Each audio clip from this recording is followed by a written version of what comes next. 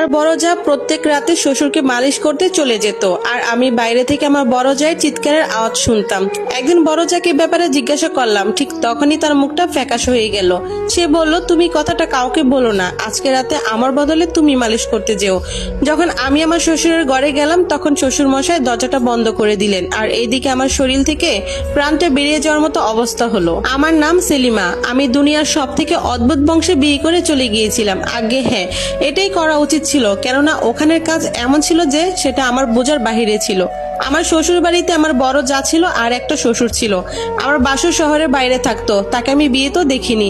আমার বরের নাম কাশিম। আসলে আমাদের ভালোবেসে বিয়ে হয়, আর আমার বাড়ির লোক কিছুতেই রাজি ছিল না, কেননা আমার বরকে দেখে ভীষণ দুর্বল এবং অস্বস্তিত্ব মনে হতো। আমার বাবা পুরোপুরি বিশ্বাস করতো যে সে নেশা করত, তখন কিনা এটাই সত্যি নয়। আমি চাইতাম আমাদের বিয়েটা সম্মানের ভাবে শান্তিপূর্ণভাবে হোক, কিন্তু এরকমটা হতে পারেনি, আর ব্যাপারটা বিগড়ে গেল।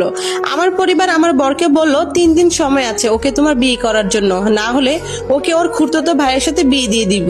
আমার বর অনেক চেষ্টা করলো, বন্ধুদের সাহায্য নিল, আর সর্বশেষে আমাকে বিয়ে করে নিল।